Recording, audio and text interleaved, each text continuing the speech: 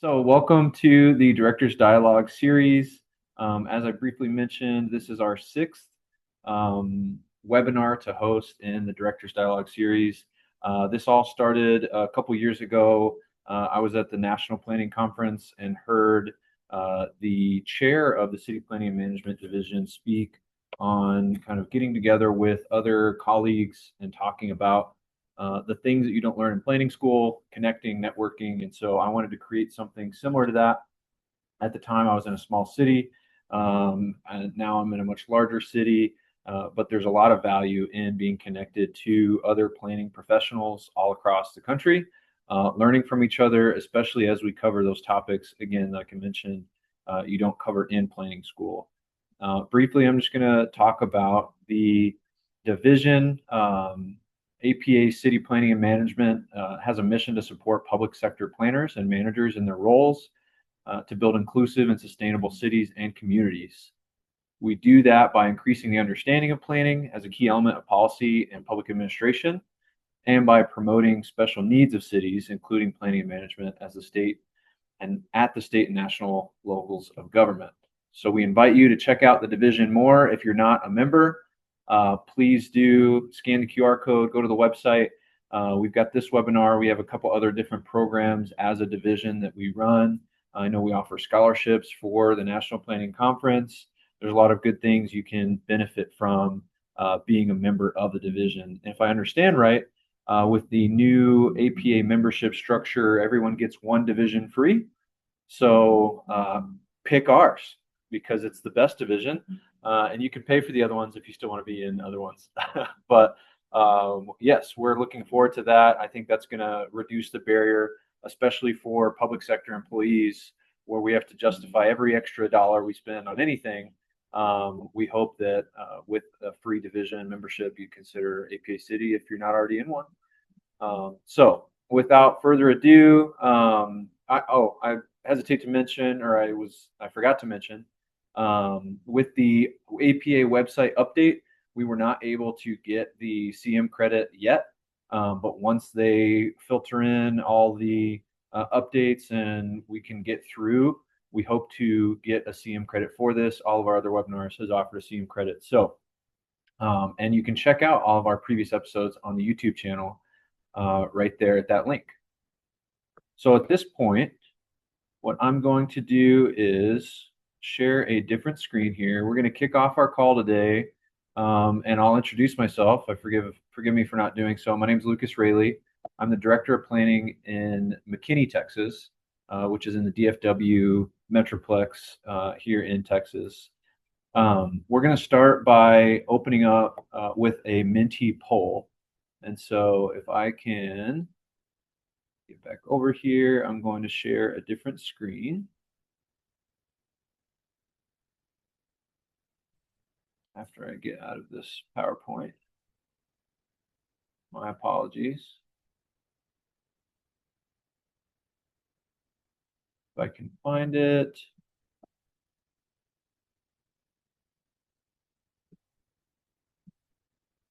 Sorry about this, guys.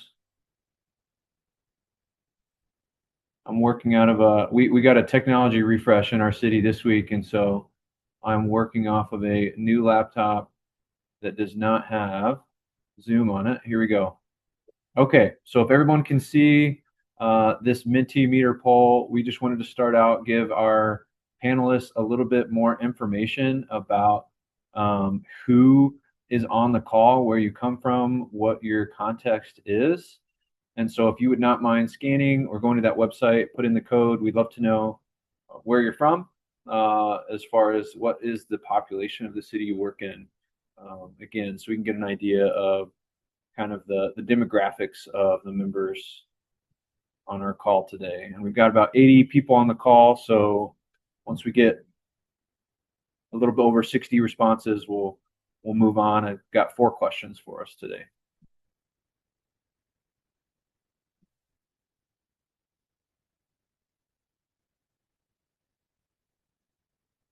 Planners love data. We love to see live data. It's fun. Looks like most of our participants fall into those 15 to 50 and 50 to 150 cities, obviously making up the vast majority of US cities. We'll give it just a few more seconds for anybody who wishes to jump on and participate. All right. So that's a great mix. I love to see we've got a good number, 13 people from cities 150 or larger, 14, 15, and then 19 each for the others. Okay, we're going to go to the next question. Describe the relationship between planning and finance in your organization. So with today's call, that's what we're talking about. How do we encourage financial sustainability? How do we work with our finance department when we're making land use decisions, regulatory decisions?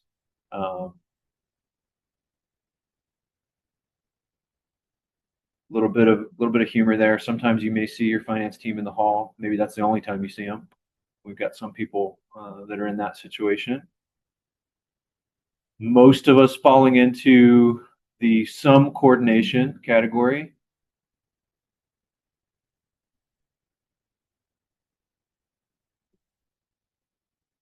And I apologize if y'all overhear the train. There's a train going right outside my office right now. Unfortunately, it is not a commuter train. Okay, next question here. Does your city evaluate long-term life cycle costs of new development before approval? And so there's kind of three different questions here. These can be a little confusing if you haven't used one of these before. They're sliders. And so you can kind of answer three questions at once. Slide it over to agree, leave it over on disagree. And as more people answer, you'll kind of get the idea here. I'm not going to lie, I mainly use this question because I think it's fun to watch the sliders go up and down here.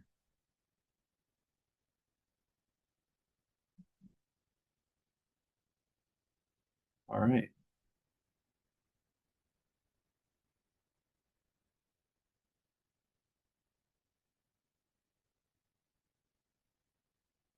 And I think the same is true for a lot of cities. We really only lean into those lifetime or those long-term life cycle costs whenever the city's participating in that project through an incentive of some sort. But it looks like we still have a good amount here that say every project. So 30 people on this call, every project, we're looking at those lifetime or those long-term life cycle costs. That's great to see.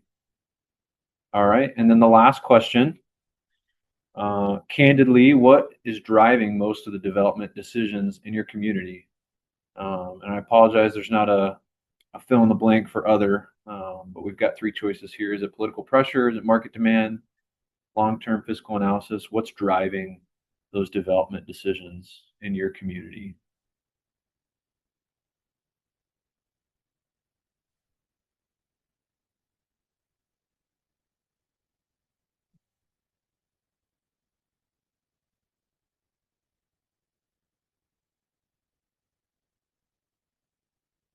Just a few more seconds here. Almost got everybody responded. All right. So for most people, we're falling in those first two categories. It's great to see that the majority is not just political pressure, but obviously a lot of it is, a lot of these cities are still being driven primarily by political pressure.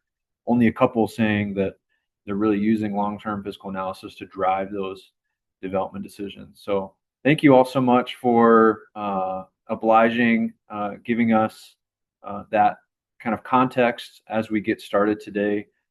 Again, that helps our speakers kind of know how they can tailor their discussion, the comments that they're going to make.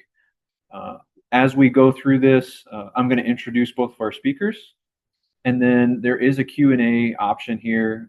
We would encourage you to fill out that Q&A at any point. If you've got questions as we're talking, I'll try and jump in. I'll try and monitor that, and I can interrupt our speakers and ask questions if necessary at that point. But what we're going to do is start out by each one of them kind of talking through who they are, what they do, how this topic impacts them specifically, and then we'll leave it up the second half roughly to questions from myself and anybody on the call about how we can learn from each other on this topic. So without further ado, I will introduce our two speakers. Heather Worthington is a principal at Urban 3, where she leads organizational development, business development, and client outreach, bringing 25 years of leadership experience in local government. Most recently, she served as director of long-range planning in Minneapolis, where she led the creation and adoption of the Minneapolis 2040 Comprehensive Plan. In 2017, Heather brought Urban 3's fiscal and data visualization tools into the Minneapolis 2040 planning process to help illuminate how historic redlining, zoning, and land use decisions shape municipal finance outcomes. Heather also served as the first deputy county manager in Ramsey County, Minnesota, where she led economic growth and community investment initiatives, including redevelopment of the Twin Cities Army Ammunition Plant, the state's largest Superfund site.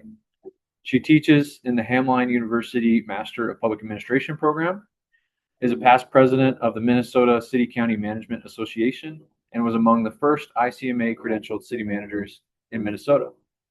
She was also awarded the ICMA Senior Executive Scholarship to the Harvard Kennedy School. Heather brings a rare combination of planning, finance, executive leadership, and data-driven strategy to this conversation. So thank you, Heather, for being on the call. Josh Clements is the planning director for the City of Sun Prairie, Wisconsin, the largest and one of the fastest growing suburbs of Madison. Josh has served as planning director for 11 years with a strong focus on aligning systems across community development and city management disciplines to reflect community values. His work centers on the intersections between planning, infrastructure, policy, and governance. He's a board member and past president of APA Wisconsin and currently serves on the APA Legislative and Policy Committee. Josh brings both practitioner insight and policy level perspective into today's discussion. So thank you both so much for being willing to join us on the call today. I believe that we're going to have Heather start us off with our conversation. And as I said, jump in the Q&A as we get going.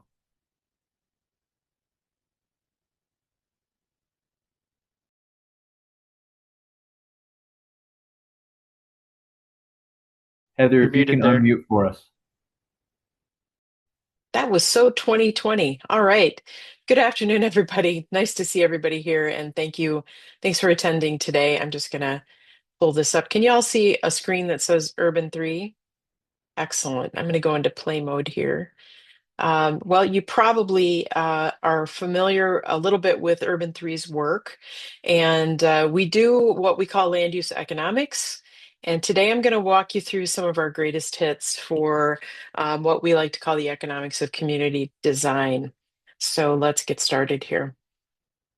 I jokingly call this land use a play in seven acts. I was thinking about Shakespeare here, and I was thinking about who are the actors in this play that we call land use economics. And increasingly, we find that our primary audience is these people, right? The planning director, so probably a bunch of you are in that category. The CFO or finance director, that community development or economic development director, sometimes interchangeable with planning director, depending on the scale of the organization, the city engineer, public works director, city manager, elected officials, and then of course your NIMBYs and your YIMBYs, which are sort of the most prominent public voices in these discussions. And I love this quote, even because it kind of captures what we do and kind of the moment we're in right now. And I think this is part of the challenge that we all have in terms of our work in local government.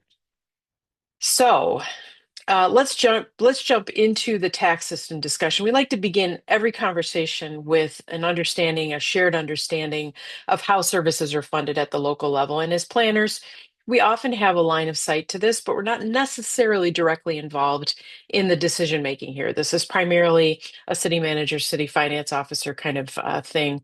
We're going to pick on Kansas in this case. So if you're from Kansas, you get to be the stars of this chapter today. And we just got back from Hutchinson, Kansas last week, where we presented a full value per acre and ROI model for them. And so just wanted to kind of show you what it looks like when you have this model for a different kind of tax bill. And this is how we calculate taxes in Kansas. Hang on just one second. I'm having an issue here. Hang on. Got-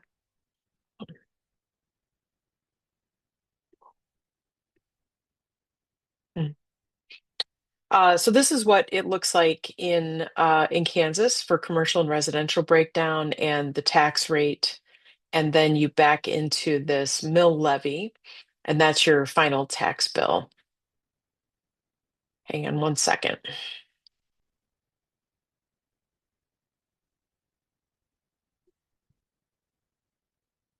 My apologies. I have a little issue here. Okay, can y'all see that now? Everybody still sees that? Yes. Josh, you just want to give me a thumbs up? Okay, great. Thank you. Sorry, I was having an issue there. And now my deck has stopped working. There we go. Okay. There we go. Now we're back. Okay. In Kansas, commercial properties are taxed about 2.2 times more than residential. They don't have a homestead option. Many states have that kind of limiter for properties that are owner occupied and have a homestead exemption for that. The other thing we just wanted to show was this sort of idea of how the mill levy breaks along population lines. And I think if you're in a state where you're using a levy versus a rate, this is a really interesting kind of analysis that we did for Hutch. So we looked at, this mythical population of three people and the $100 budget. This is just a very theoretical exercise, obviously.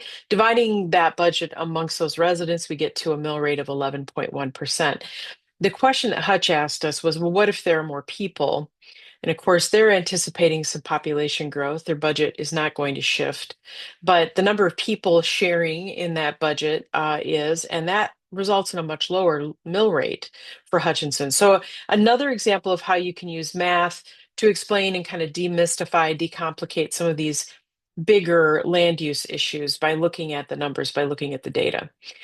We also did this analysis really quickly that kind of helps people understand what's happening with regard to density and the use of density to kind of offset costs. And so we looked at this more kind of what I call curvilinear or sort of cul-de-sac type typology on the left with a more typical grid typology on the right. Everything is to scale here. This is 40 units at lower density and 40 at higher density. And just understanding sort of what's happening here in terms of road miles that serve these two different neighborhoods. And you can see the infrastructure investment is significantly lower on the right with those 40 units at higher density. Another way to imagine kind of the data behind these land uses. So I want to walk you through a little bit of our fiscal review work. We also do what we call a return on investment calculation for clients, where we're looking at sort of what's in the ground. And today we're going to look at South Bend, Indiana. South Bend is a Rust Belt city, and it is a city that had a long time growth trajectory until about the 1970s when it leveled off and then started to lose population. And during those early years, and this is a progression that our team did, South Bend expanded a lot, either through annexation or just through growth patterns. And they extended their water system way, way out beyond the jurisdictional boundaries of the city. In fact, well to the west of South Bend. By 2010, this is what their water system looked like. And so we were curious about some of the pipes and how those were indexed to the people living there, the people who were actually needing that service. And you can see that between 1900 and 2010, their population growth was relatively flat. And at the same time, they were investing a lot of money in new pipes. But before 1960, they only had one force main in the city. And you can see the 1960 boundary here. And then the city invested in some lift stations, and they just still had that one force main. this is what happened in the next several decades. Really what happened here is they metastasized. They built a lot of significant and rather expensive infrastructure with those lift stations, and they kept building and they kept extending the boundaries of their community to the point where by 1960, at their peak population of 132,000, they had three lift stations per capita and just about zero point 0.3 miles of force main. But by 2020, when their population had gone to 103,000, they had 43 lift stations per capita and 19 miles of force main per capita. And that is just not sustainable for South Bend. And so this is one of the things that they've been wrestling with as a city is sort of how do they maintain that level of infrastructure going forward. I'm sorry, I went too fast. We also mapped their pipe length and they could go all the way from South Bend to Asheville just on water pipe alone. So they have a significant uh, sort of weight of infrastructure over their heads. And this is something that they understand now is not economically sustainable. It's more of a cautionary tale for communities that are experiencing fast growth and kind of thinking about how you're growing up and not out. We also like to look really quickly at kind of a neighborhood comparison. So here in South Bend, we're looking at 88 houses on a grid. It's a very classic kind of Euclidean typology here. And then we took that same thing and we annualized cost for roads, storm and sewer, and water. And we come to a total of 122,000 per year. And then we looked at the cul-de-sac typology. Again, a little bit more intensive road use and a lot more intensive in terms of running pipes and sewers to these areas. And so what we wanted to look at here is that 12 to 12 and then that 28 to 35 on the storm and sewer, 38 to 75 on roads, and then those annual total costs, 79,000 on the left for that grid typology and 122,000 on the right for the cul-de-sac. And we've done this across the nation, and that it is invariably this result. We see that the grid typology, street grid, is a much more economically sustainable type of development for a community. Um, so just really wanting to show that. Another area that we have been doing quite a bit of work in recently, primarily on the Atlantic coast, is sea level rise work. We looked at Eastern Shore, which is the Chesapeake in Maryland back in 2024.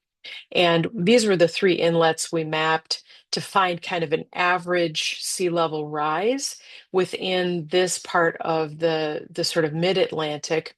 We happened upon a sort of average sea level rise of about just close to 3 feet. And so we were looking at these three inlets. This is the model in 3 dimensions. And what we did here was we modeled tax value per acre. That's the popping up of those purple spikes you see. And then we modeled the sea level rise and land lost and road miles lost. So I'm going to walk through this progression of slides really quickly for you. This is 2 feet, 3 feet. And this is with sea level rise and storm surge together. And with that, we lose about 1,800 road miles in this model.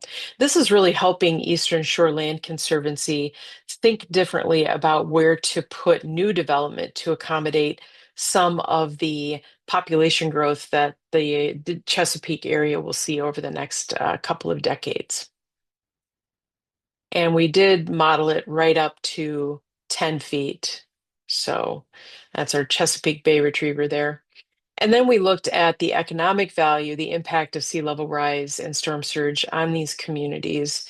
And Snow Hill and Stevensville are really in a tough spot. They are in already low-lying areas where we anticipate they will lose a fair amount of acres for development and also a fair amount of property value over the next couple of decades as sea level rise becomes a reality. We also like to look at the vacancy economics for land. And so I'm going to show you a couple of models from Flint, Michigan here. This is some work that we just completed about 6 weeks ago. Flint has a very large land bank that they have a lot of parcels contained within. And so we wanted to look at some of the change that they've experienced since 2008 when the land bank came online. This is their vacant land application. So you can see here that they've demolished about 9,000 blighted structures within the city and developed about 600 new housing units, but they still have a very large inventory of vacant lots. And these are averaging about $30,000 per acre, relatively low value, but compared to their golf club, which is only pulling about 4,000 per acre, they're substantially more productive, which is kind of interesting. So we broke down their taxable vacant, their single family, missing middle, and multifamily. And like most communities, their multifamily is doing really well. And one interesting thing we found is that one of the main leverage points for Flint into the future is this issue of how they have an immense amount of infrastructure in the ground that is already serving these vacant parcels. And so one of the things that they are really grappling with right now is how they do more effective infill development in these areas, and especially how they think differently about parcels that are adjacent to one another. And so I'm going to show you a couple of progressions here. This is an example of one part of North Flint, and the number of contiguous parcels within this area is pretty substantial. And so one of the things that we recommended to them was, instead of thinking of just a single family typology for this area, they consider other uses like shared wall construction, cottage courts, that type of multifamily missing middle use going into the future. So another example of how we can map things to help people understand. And then we also looked at a total inventory of their vacant residential parcels. Citywide, their acres are about 14% residential vacant, which represents just over 2,300 residential acres within the city of Flint. And 1,100 of those acres are owned by the land bank. And so they have a significant opportunity ahead of them. The other thing we like to look at is the correlation between redlining and vacancy. And so, in the early 1900s, cities were heavily redlined. And this, as we like to say when we were doing Minneapolis 2040, redlining is sort of, it's kind of the amber that a city gets trapped in, if you will. And so when you look at a map like this, you can start to really understand the long-term impact of redlining on value, right? And so that 1930s area rating map is shown overlaid with vacant land in pink. And I'm just going to show you the vacant land in black so you can start to understand where those vacant parcels are. This is the Claiborne Avenue area. It is near the Seventh Ward. And so when we look at total vacant acres within this area, it's about 833. This area suffered, Treme in the Seventh Ward also suffered from the imposition of the interstate highway system. And so I'm going to go back one slide here really quickly. That 610 loop and that 10 loop around Claiborne were put in the 1970s. And the impact that this had on the community is not just the vacant acres, but it really stymied any future development in this area. And we can clearly see that with this map showing the value per acre in this area plus the overlay of the vacant land. The percentage of vacant parcels here from this area of the Seventh Ward down to, so between Miro and Broad Street, is 7%. And it's 16% in the area to the south. I guess that would be southeast, but it's 21% as you get closer to the freeway. So we were working with Amy Stelly of the Claiborne Avenue Alliance on this project in conjunction with LSU. And we did a lot of mapping around not just property uses and land value, but also health outcomes. So this was a really interesting project for us. I'm happy to share more of this if any of you would like to see this. And if you're in Louisiana and you're interested, I'd be happy to show you more. There are just over 1,100 vacant residential parcels as of 24 in this area of the 7th Ward in Tremay. The average value of a home in 1937 was just over $220,000. And there's a very typical little shotgun there. And by if you time that by the number of vacant parcels, the city has lost 259 million in value because of those vacant parcels sitting there. So they're losing about 4.7 million in property taxes annually in this part of New Orleans for a city that really can't afford to lose that money. That equals about 82 school teachers' annual salaries for the city of New Orleans. So let's look at place comparisons. When we look at the town of Trilith, which is the home of Marvel Studios and Peachtree City, this is in Georgia, town of Trilith. We looked at a couple of different scenarios. In 2019, that parcel was worth 48 million. By 2024, it was worth 361 million, largely due to the new urbanism development that occurred at Trilith. The projection for that site is where it might top out around 871 million. We looked at it in 3D, so we projected it past 2024. And then we looked at taxable area county to city. And the ratio here describes the amount of area versus the taxable value of that land. So the last one on the right is Trilith projected against the county as a whole. And it's incredibly productive. 1 to 6 would be a very good number for an American city. 1 to 14 is exceptional. And then we did a quick projection on value per acre for Fayette County. This is the home of Trilith. You can see Trilith there popping up on the grayscale map. And Peachtree City is that more shag carpet over there. So we said, well, what if you did at Peachtree City what you did at Trilith? And that would be about 26 triliths fitting into the Peachtree City's boundary. And it would be about a $12.8 billion hypothetical value for that projection. This is the kind of thing we do all the time for clients. And there we're just doing 50, and that includes 1,300 acres of park and 2,500 acres of wetlands. So you're not really giving up very much. You're just growing up instead of out. And then I wanted to show you this because this is a really interesting chapter, again, on Claiborne, thinking about the reconstructed areas of I-10 in Tremay. What if you recaptured the value in those areas of those vacant parcels, those buildings that were lost due to the freeway?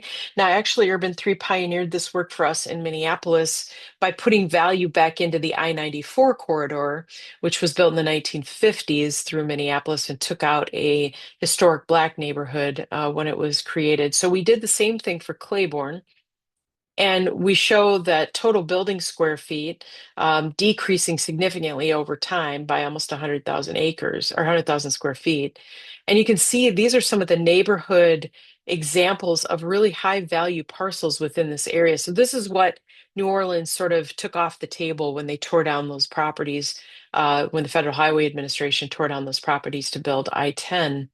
And so we thought, well, what if we put those back in? What if the freeway wasn't there anymore? Or what if we even could just put them in into existing areas where there are vacant parcels adjacent to right of way? And so that 68 million is a projection on the impact. Today, that area is only worth 15 million value per acre. And this is what it looked like in 1950 prior to Claiborne coming out of there. You had a beautiful tree-lined street, the St. Bernard Circle and Claiborne Avenue. And these are all the buildings that were lost. Again, just going back and taking these out of the model spatially and putting them back in terms of what could happen. There's some lasting value parcels within this area. The grocery store you can see here, it remained, and it's still a strong anchor tenant in that community, although it now abuts the freeway. That's the Circle Food Market. In 1950 versus today, this is what it would look like, the impact of I-10. Again, that total value loss is pretty significant. And the total building for square feet is significant, almost half. And then we just isolated out this one area of land adjacent to the freeway and showed that impact in terms of 24 total value here. So here's the main takeaways for us at Urban 3. We really ask our clients to think about rebalancing your land use portfolio. It's not unlike the idea of rebalancing your retirement portfolio. And this is Hutchinson, Kansas again, comparison of a larger lot development on the left versus a smaller lot development on the right. You can see that that smaller lot development is much more productive. You can thicken up, use your land wisely. Again, we like to remind people that you have to bear the cost of all the infrastructure that you build to support these developments. And so, if you're building less infrastructure, fewer road miles, fewer pipes, you are getting closer to netting out. You're not going to net out because single family residential uses do not net out generally, but you're getting closer, and so that's better. And then think of those existing investments and how to fully utilize them. You're paying for it anyway. You already put that pipe in the ground. So think about how your road liability, for instance, is impacting your ability to be affordable or unaffordable as a city long term. This is Gilbert, Arizona, a great example of a city that has kind of sprawled out over the years and has become a city of 300,000. And actually, they're a town, excuse me. I apologize to anybody on the call from Gilbert. They're town of Gilbert, but they have about 300,000 residents and they've really annexed a lot of property and kind of grown out. And now they're really thinking about how they grow up instead of out. And just remember that data is your friend. If you can't measure it, you can't manage it. And this is an example of that. When council asks you why you shouldn't build low density residential, this is a chart you can show them. This is Fayette and town at Trilith. Again, that high density residential, which is really even not that high. I think it's 3 stories top in Trilith, is much, much more productive than anything in the county that's lower density. And then I love this, gestures do off-proof profits, right? You can't be a prophet in your own land, but you can ask people like Strong Towns to come in and help you as a proxy to make this case to your community because this does not exist. We cannot have stable services in low density. And I got asked by a client last night how they could do that. And I said, well, it's really not possible, but I wish you luck on that journey. So thank you for your time and attention. And here's my contact information. If you'd like to get in touch with me, go ahead and grab that QR code and I will ask Josh to step in next. Thank you.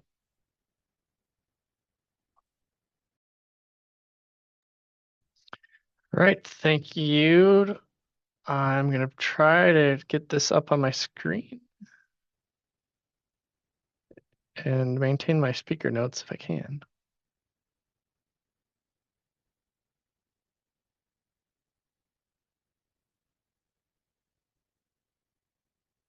Here we go. So hopefully you can see my presentation.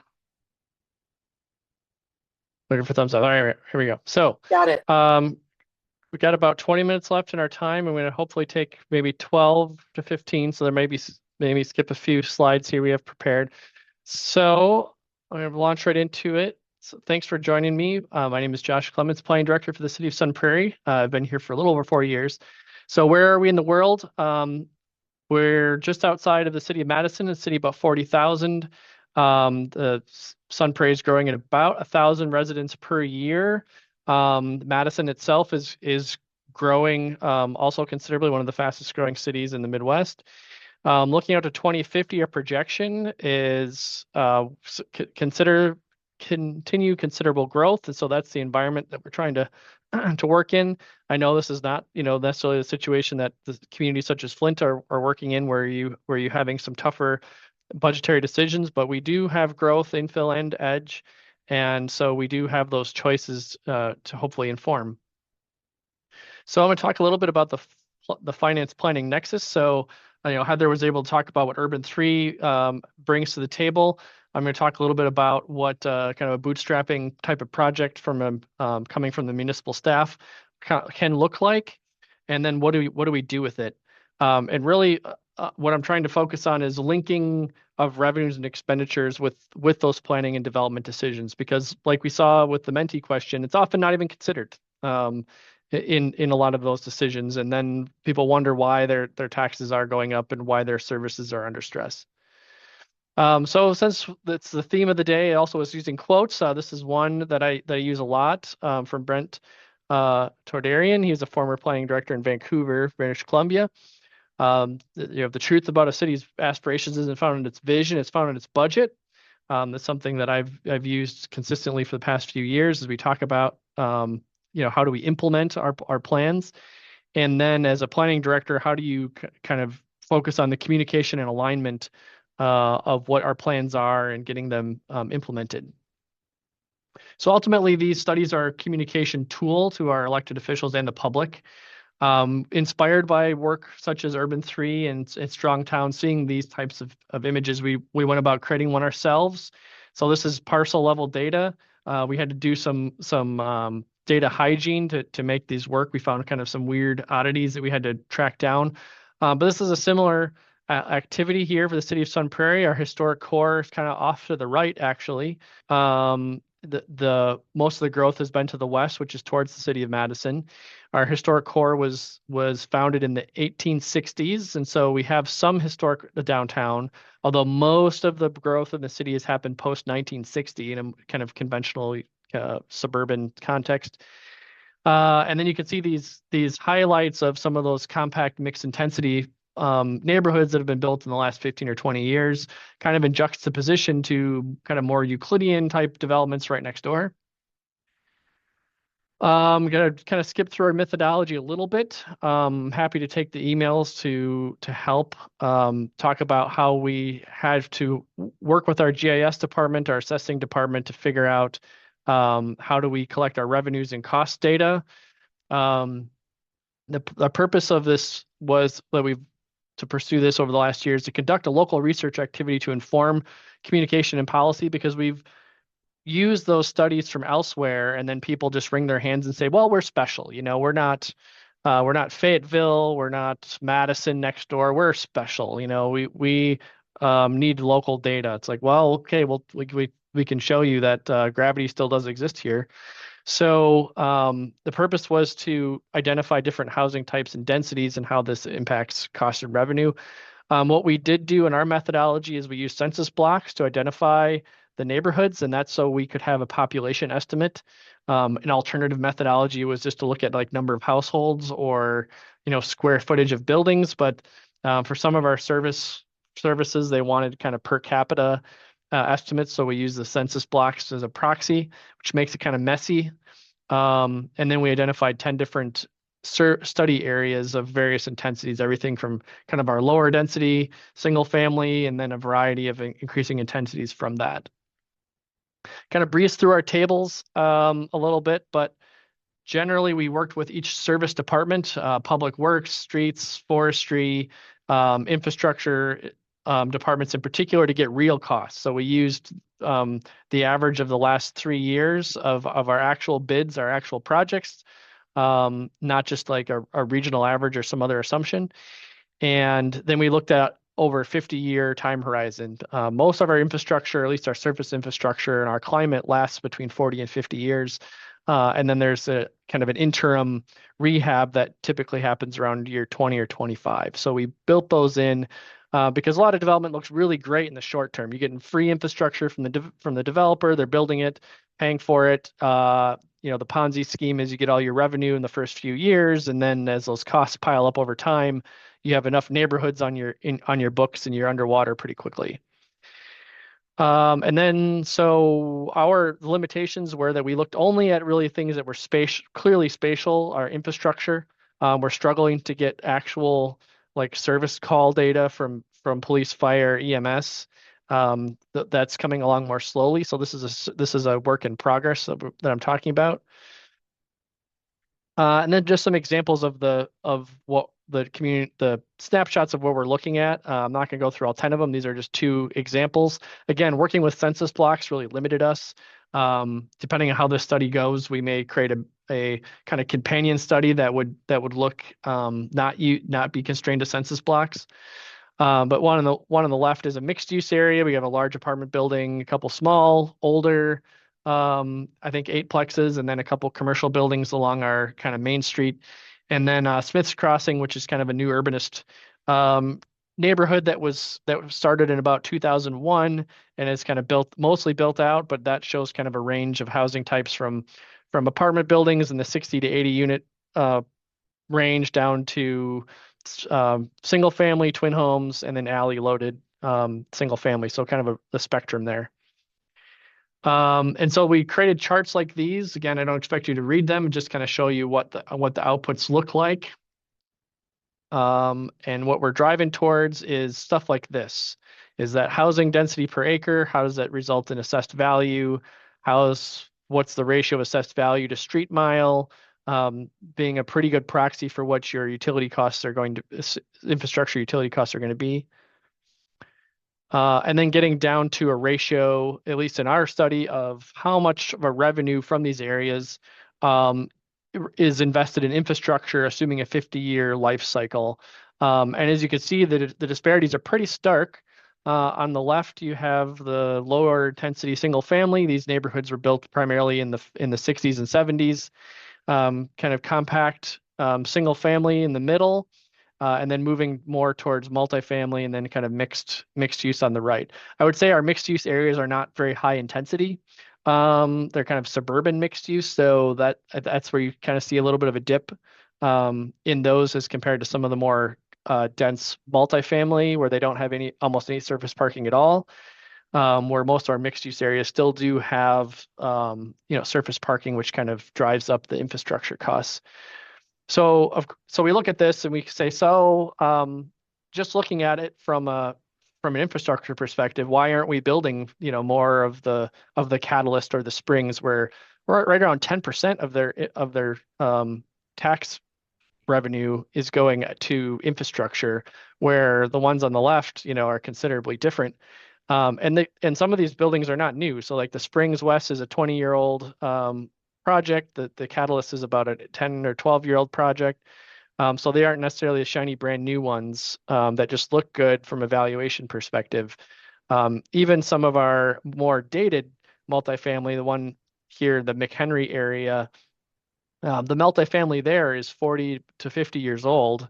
So pretty tired in our community in terms of you can think of the era, the construction types of suburban multifamily at that time. It still well outperforms the single family areas, even though, per unit, the revenue is much higher. So let me create charts like this that just visualize that ratio.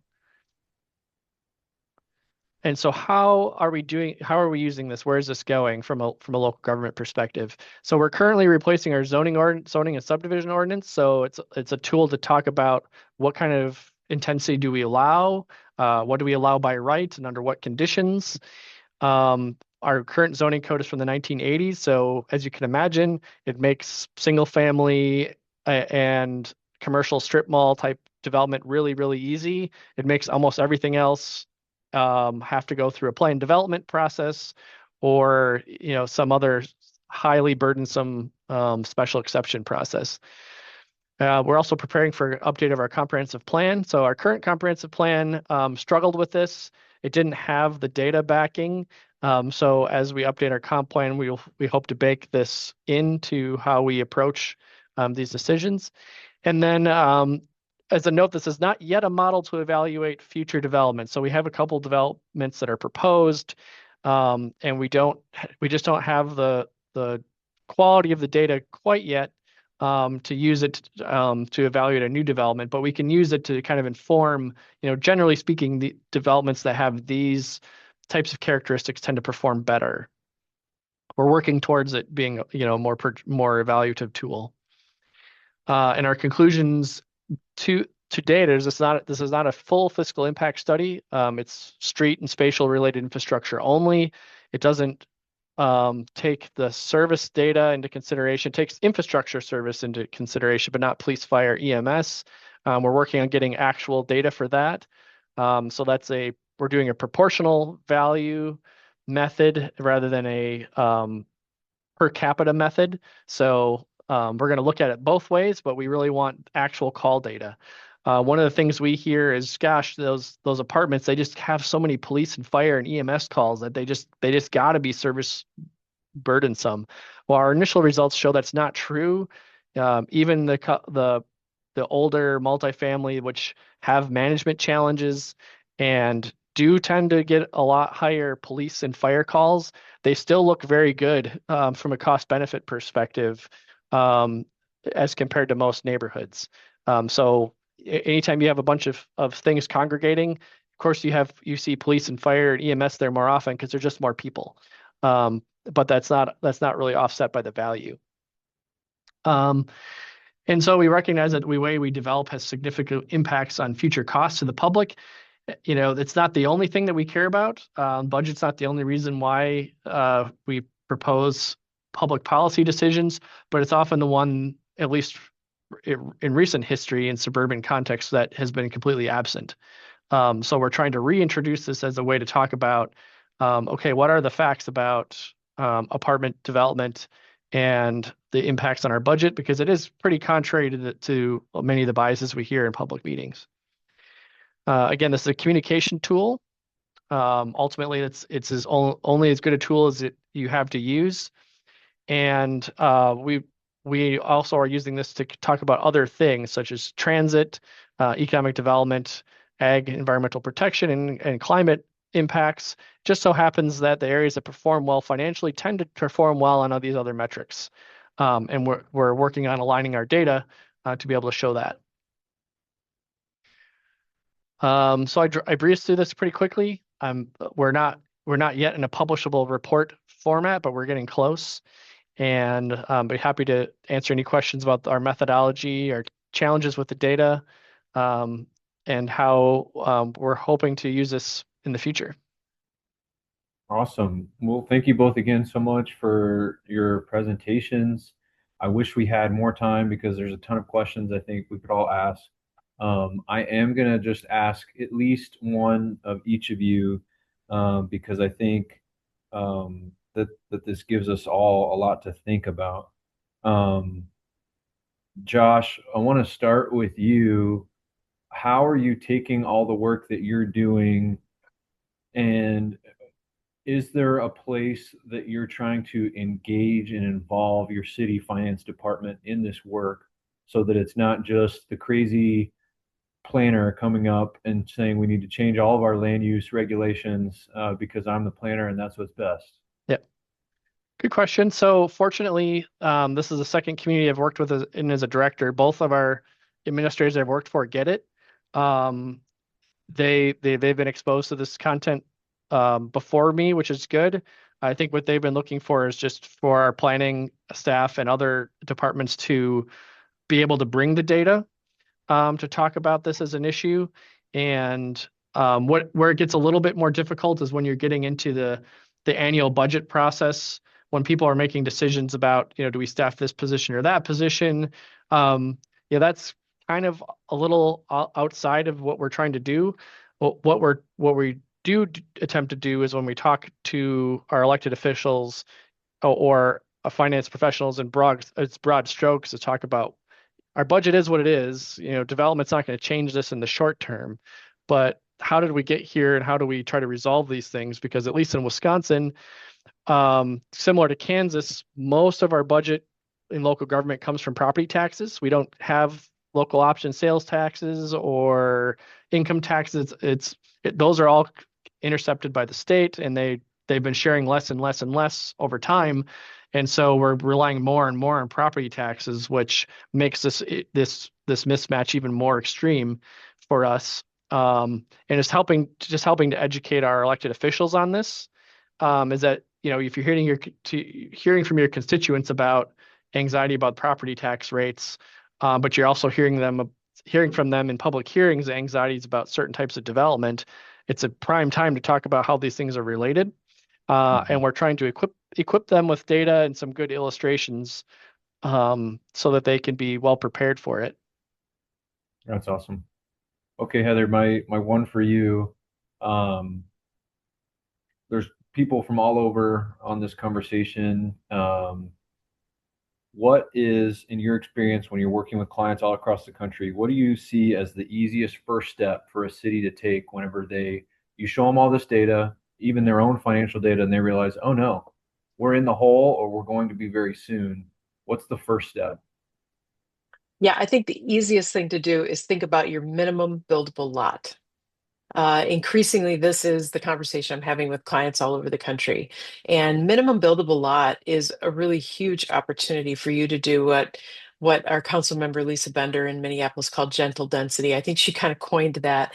But the idea is that you're building in kind of like that neighborhood I showed you where it was twice as productive because the lots were smaller. That's really the simplest thing you can do. It's the lowest hanging fruit. And so, for instance, I was talking with the city a few weeks ago, and their minimum buildable was 7,500 square feet. The lot my house sits on is 4,800 square feet in St. Paul.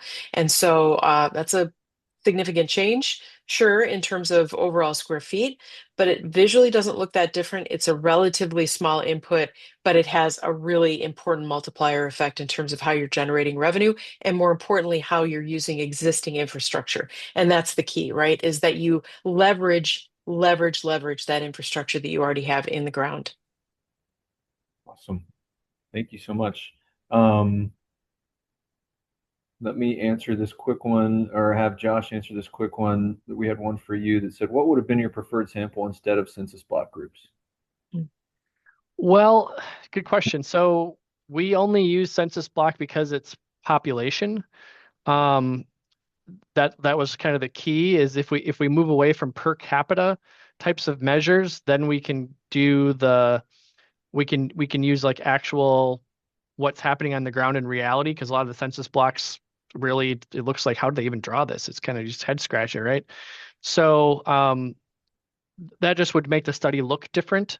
Initially, we thought that a lot of our, especially police fire, they base service assumptions based on like, oh, we want a certain number of officers per capita as our benchmark, or that's a lot easier to kind of back into how much certain services cost.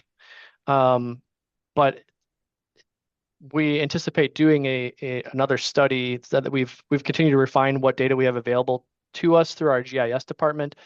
And so while we probably won't be able to use per capita for a lot of stuff in the future, we'll be able to draw whatever boundary we want and have like actual costs on infrastructure, and actual costs on service volume, for example. We would just tell us a slightly different thing. So I think the methodology matters. It probably doesn't matter a whole lot to your elected officials, so, in detail what that looks like. But you probably will get challenged in a public meeting by someone who thinks that they are either a real or a self-appointed statistician who's going to challenge your methodology somehow because they're looking for cracks. And so it's important to kind of know from your GIS department or your engineering departments, where exactly these numbers come from, and have kind of prepared responses when someone's going to challenge you on, well, these numbers aren't real, or you forgot this or this other special circumstance that you're overlooking. Can I jump in and just add something to that too? I think Josh is spot on about the census tract problem generally with data gathering and extrapolation. It's really challenging because those things do not work well with parcel level data. But I want to suggest that at a high level, you consider kind of setting the table by helping residents, and especially single family occupancy residents, single family home residents, that they are already not paying for the services that they receive. And this is consistent across the country. Single family residential does not pay its way. And when you kind of set the table with that information, I think it introduces a slightly different tenor to the conversation, right? And so I think it's helpful for people to understand if you came in thinking you were paying your way, you're not. So now let's have a conversation about cost based on your knowledge now that your tax bill doesn't cover the services you utilize. And in fact, the only thing that usually is break even within those models is something higher density, multifamily or mixed use. So again, just tether to the data, right? Really hit the data hard. Start with that. And to Absolutely. just jump in there briefly, like rhetorically, don't put a target on a homeowner's back, because I Right. live in a single family home too. That's probably most of the people who you have showing up to your meetings, and probably most of your elected officials.